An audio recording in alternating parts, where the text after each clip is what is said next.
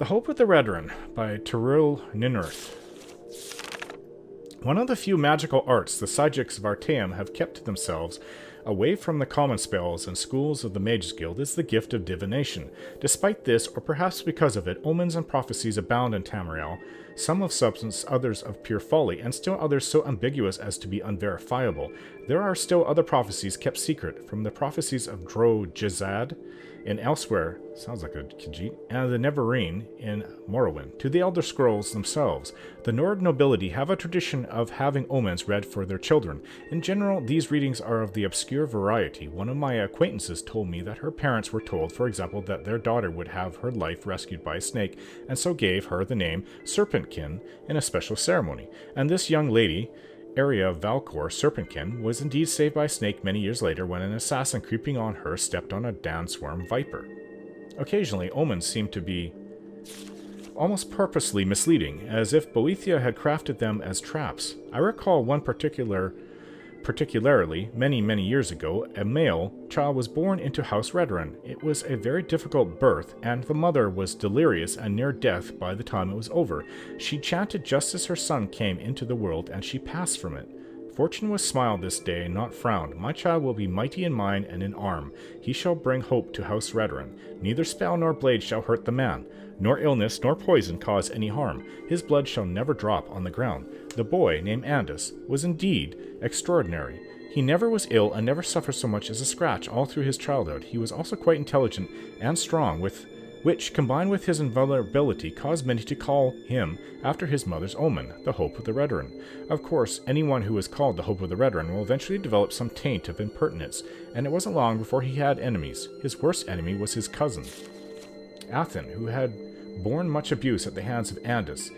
Primary among the grudges was that Athen had been sent to Rehad to complete his education at Andus's insistence. When Athen returned from Hammerfell, it was because of the death of his father, who had also been a counselor of the house.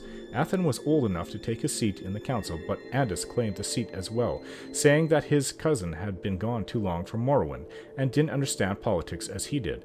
The majority of the house agreed with Andus, wanting to see the Hope of the Redoran rise quickly. Athen exercised his right to combat his cousin for the seat. No one thought he had any chance of winning, of course, but the battle was scheduled to commence the following morn. Andus whored and dined and drank with the councillors that night, confident that his place in the house was secured and the hopeful new dawn of House Redoran was rising. Athen retired to his castle and his friends, Andus's enemies, and his servants he had brought from Hammerfell.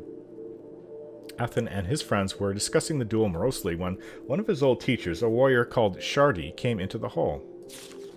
She had grown quite proud of her student over the years in Hammerfell, proud enough to accompany him across the Empire to his family's lands, and wanted to know why they had so little confidence in his odds in the battle. They explained to her Andus's uncommon blessings and the nature of his mother's omen.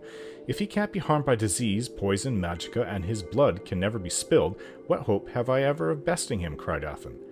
Have you remembered nothing I taught you? Replied Shardi.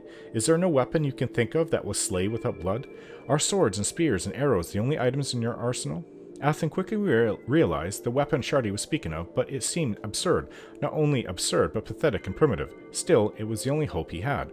All that night, Shardi trained him in the art and techniques, showing him the various swings and stances her people had developed in Albion Gora, counterattacks, feints, and blocks imported from Yokuda, the classic one, and two-handed grips for most of the ancient weapons in history. For the most ancient weapon in history. The cousins faced one another the next morning, and never have two combatants looked so unevenly matched. Andus's entrance brought a great cheer, for not only was he much beloved as the Hope of the Redoran, but as his victory was a foregone conclusion, most wanted to be in good standing with him. His shining mail and blade drew admiration and awe. By contrast, Athen drew a gasp of surprise, and only a smattering of polite applause. He appeared costumed and armed like a barbarian. As Shardi had suggested, Athen allowed Andus to attack first. The Hope of the Redoran was eager to finish the battle and take the power he deserved quickly.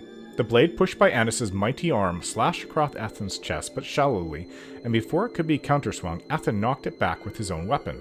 When Athen attacked and wounded Andus, the Hope of the Redoran was so surprised by being hurt for the first time in his life, he dropped his sword. The less said about the end of the battle, the better. Suffice it to say that Athen, wielding a simple club, battered Andus to death without spilling a drop of blood. Athen took his father's seat as counselor, and it was then said that the Hope And the woman referred to Athen, not Andus. After all, had Andus not tried to take the counselor seat away from his cousin, Athen, being not very ambitious, might never have tried to get it. It can certainly be argued that way, I suppose.